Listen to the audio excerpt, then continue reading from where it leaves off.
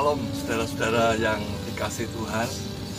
Kita bersyukur kalau pada saat ini kita sudah memasuki tahun baru 2021. Kita percaya bahwa kalau hari ini kita boleh berada sebagaimana kita ada, ini semua hanya oleh karena anugerah dan kasih karunia Tuhan.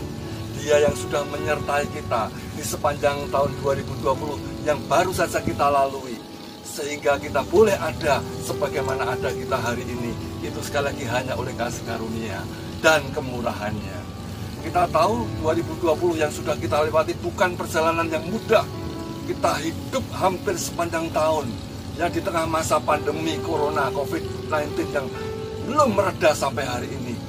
Tetapi bersyukurlah kalau di awal tahun 2021 ini kita boleh ada. Itu sekali lagi semua hanya oleh karena anugerah Tuhan. Nah saudaraku, memasuki tahun baru 2021 ini, kita juga tidak tahu apa yang akan terjadi di sepanjang tahun baru ini. Apa yang akan kita hadapi, apa yang harus kita lewati di sepanjang tahun baru ini, kita juga belum mengerti. Kita juga belum bisa mengetahuinya. Semuanya masih serba belum atau tidak pasti. Tetapi percayalah, mari di awal tahun ini kita menyerahkan seluruh hidup kita ke tangan Tuhan yang Maha Kuasa, ke tangan Yesus Kristus Raja segala Raja yang Maha Kasih.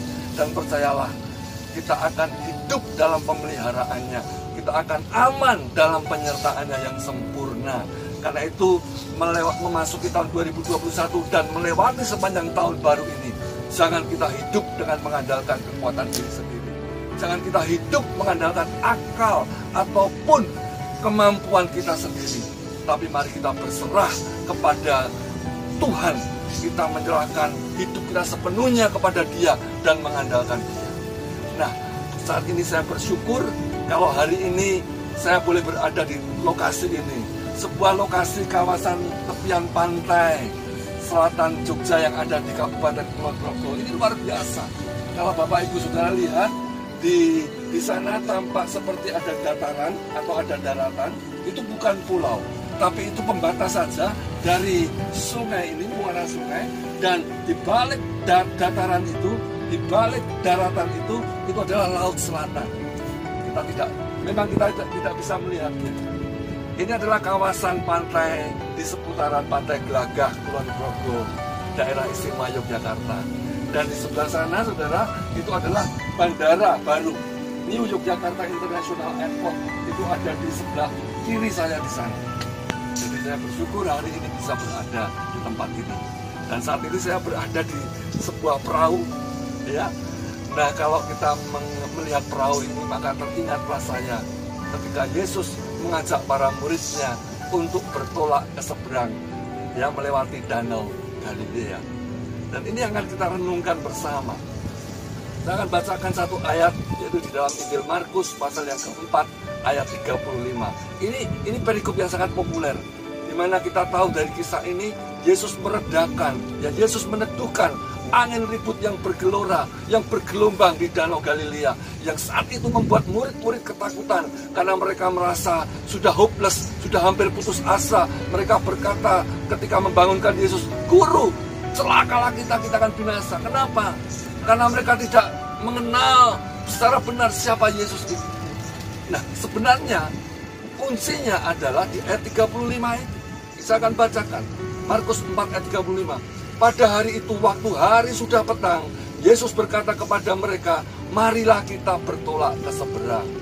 Jadi saudaraku, dalam peristiwa ini yang berinisiatif, yang awalnya mengajak para murid ini bertolak ke seberang adalah Yesus Kristus.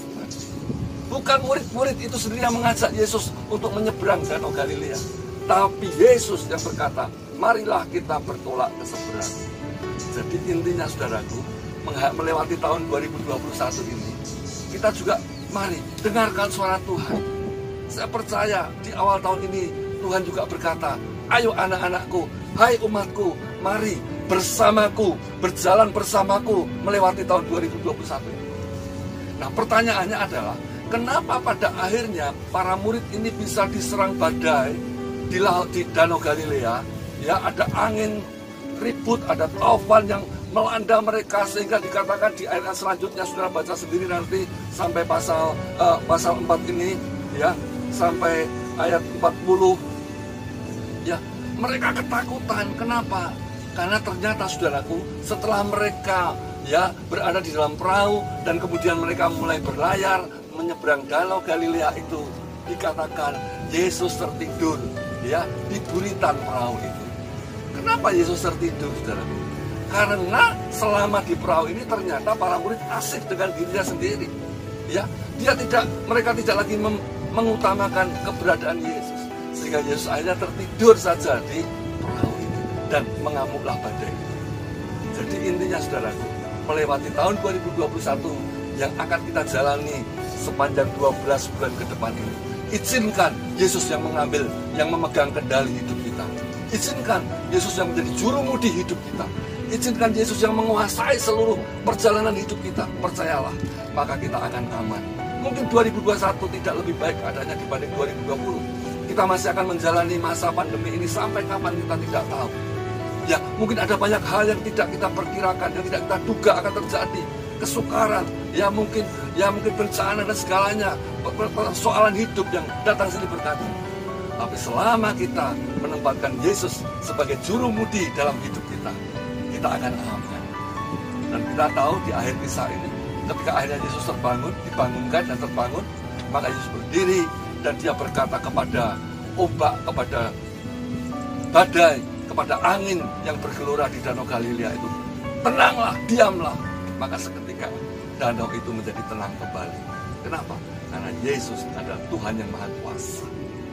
Jadi di tengah badai apapun, kalau kita menyerahkan hidup kita sepenuhnya dalam kendali, dalam tangan Tuhan yang Maha Kuat, yang Maha Perkasa, percaya hidup kita akan aman. Persoalan boleh datang di tahun 2021 ini, tapi kita akan tetap bisa berkata, puji Tuhan, haleluya, sebab Tuhan Yesus baik. Karena itu, saudaraku, saya ulangi sekali lagi, izinkan Yesus yang memimpin perjalanan hidup kita sepanjang tahun 2021. Sebagaimana dia berkata kepada murid-muridnya waktu itu, mari kita bertolak ke seberang. Izinkan Yesus saat ini berkata, ayo anakku, ayo umatku, berjalan bersamaku melewati tahun 2021 ini. Maka percayalah, keberkatan, keberhasilan, ya sukacita, damai sejahtera, dan segala hal yang baik dari Tuhan, itu yang akan menjadi bagian kita di sepanjang tahun 2021 ini. Sampai Maranatha, Yesus Kristus Tuhan datang yang kedua kali. Kiranya renungan ini di awal tahun ini bisa menguatkan, meneguhkan, dan menolong kita semua untuk menjalani tahun 2021 ini dengan penuh iman, dengan penuh pengharapan, dengan penuh kasih kepada Yesus Kristus Tuhan, dan namanya dimuliakan dan hidup kita aman dalam genggaman tangannya yang kuat dan perkasa. Haleluya, selamat melewati tahun baru bersama Tuhan dan nama Tuhan dimuliakan. Haleluya, shalom, amin.